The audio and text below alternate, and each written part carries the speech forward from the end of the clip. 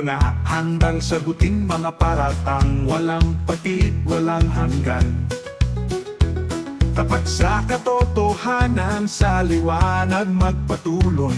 Ang aral ng Diyos sa lahat ay ibabagi. Cauliflower TV, tumatayo para sa tama. Sa harap ng kasinungalingan, walang takot, walang kaba.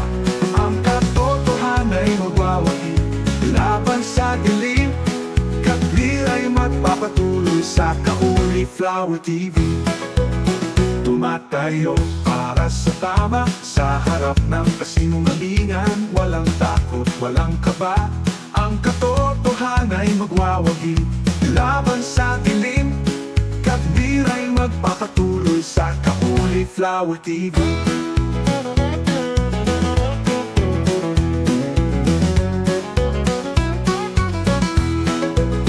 Tumatayo para sa tama. Sa harap ng kasinungalingan, walang takot, walang kaba. Ang katotohanan ay magwawagi laban sa dilim. Kabir ay magpapatuloy sa Cauliflower TV. Sa Cauliflower TV. Magandang araw mga kaibigan. Nandito na naman tayo sa isang episode ng Cauliflower TV kung saan walang halong paligoy-ligoy, diretsahan lang. At ngayon, may mga pangalan tayong dapat busisiin ng husto, dahil hindi lahat ng nagsasalita ng katotohanan ay totoo. Mga kababayan, ito namang si Oliver Oliva aka Broccoli TV, napakahilig magmalinis, silent destroyer kumbaga, pero sa likod ng kamera, may negosyo ng alak sa kanilang restaurant bar sa Pateros. Seryoso. Sa bibig niya, puro kabanalan at pagsisita sa iba, pero sa gawa, negosyo ng bisyo. Kung talagang concern ka sa moralidad at espiritualidad, bakit alak ang binibenta mo? Hypocrisy level, over 9,000. Isa pa to, si Kuya Adel, hindi na nahiya sa balat niya. Taon na siyang binibigyan ng pagkakataong ipaliwanag ang mga paniningil sa kanya, pero hanggang ngayon, ni isang katotohanan wala tayong naririnig. Ang alam lang niya, manglait ng tao at gawing katawa-tawa ang mga biktima niya. Kung wala kang kasalanan, sagutin mo ng maayos, hindi yung dada ka ng dada para ilihis ang issue. Mukha bang matinong tao ang ganyan?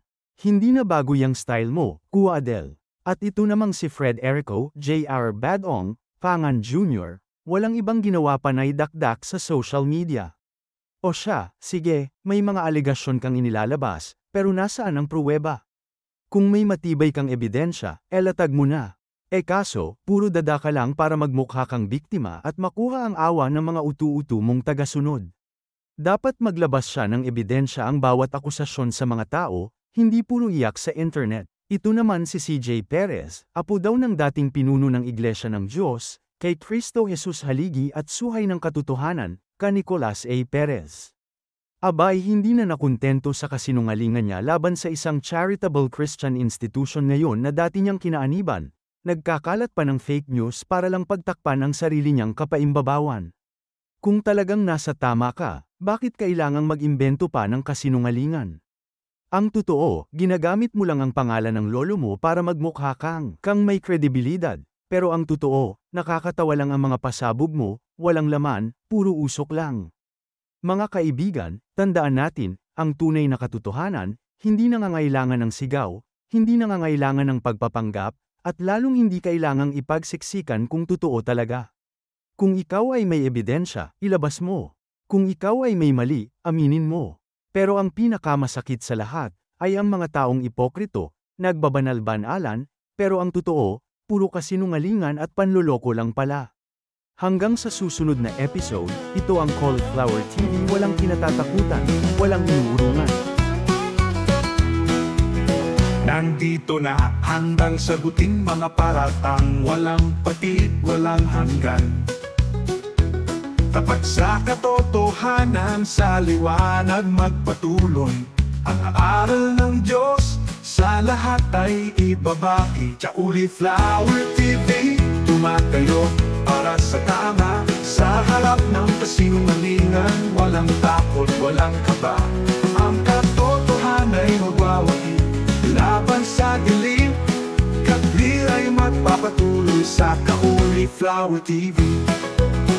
Tumatayo para sa tama, sa harap ng kasinungalingan. Walang takot, walang kaba, ang katotohanan ay magwawagi.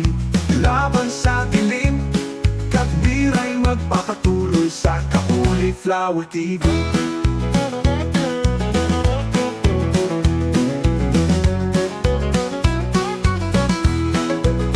Tumatayo para sa tama, sa harap ng kasinungalingan. Walang takot, walang kaba, ang katotohanan ay magwawagi. Laban sa dilim, katwira'y magpapatuloy sa Cauliflower TV. Sa Cauliflower TV.